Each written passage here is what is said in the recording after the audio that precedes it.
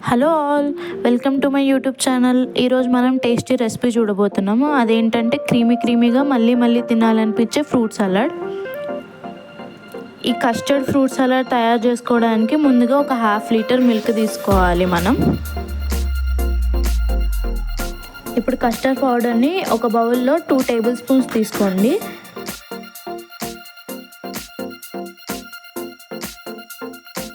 ఇందులో ఇందాక గిన్నెలో ఉంచుకున్న పాలలో ఒక 1/2 కప్ పాలు ఇందులో యాడ్ చేసుకోండి. ఇప్పుడు కస్టర్డ్ పౌడర్ పాలు పూర్తిగా కలిసేటట్టుగా ఈ విధంగా బాగా కలుపుకోండి. ఏం ఉండలు లేకుండా బాగా మిక్స్ చేసుకోండి.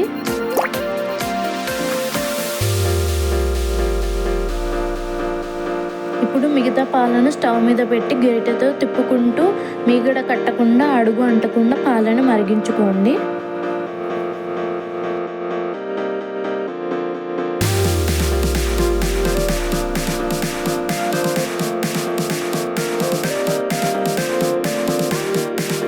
పాలు ఇలా పొంగు వచ్చాక ఇందులో 1/2 కప్ వరకు షుగర్ని యాడ్ చేసుకోండి, లేదా మీ రుచికి తగ్గట్టు షుగర్ని యాడ్ చేసుకోండి. ఈ పంచదార అంతా కరిగే వరకు లో ఫ్లేమ్లో పెట్టుకొని మంచిగా మరిగించుకోండి. షుగర్ మొత్తం కరిగిపోవాలి.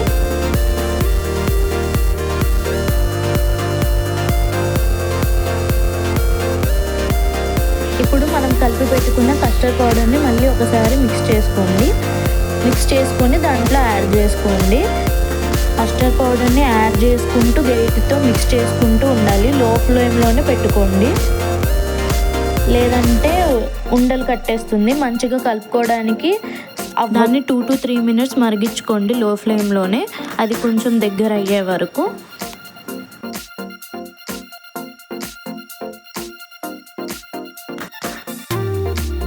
దాని కన్సిస్టెన్సీ మారంగానే స్టవ్ ఆఫ్ చేసేసి ఒక 2 to 3 hours చల్లార్చుకోవాలి గరిటె తిప్పుకుంటూనే. ఎందుకంటే ఉండలు కట్టకుండా ఉండడానికి, మీగడ అవన్నీ పట్టకుండా ఉండడానికి. 2 to 3 hours ఫ్రిడ్జ్లో పెట్టాక తీసుకొని అందులో మీకు నచ్చిన ఫ్రూట్స్ని చిన్నగా ముక్కలుగా కట్ చేసుకొని యాడ్ చేసుకోవచ్చు. ఇక్కడ నేను దానిమ్మ, బనానా, పపాయ అండ్ యాపిల్స్ తీసుకుంటున్నాను.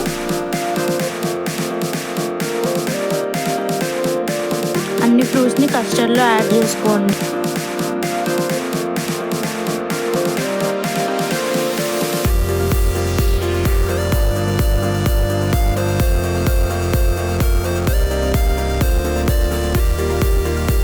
ఫ్రూట్స్ అన్నీ యాడ్ చేశాక మంచిగా కలుపుకొని ఇక సర్వ్ చేసుకోవడమే.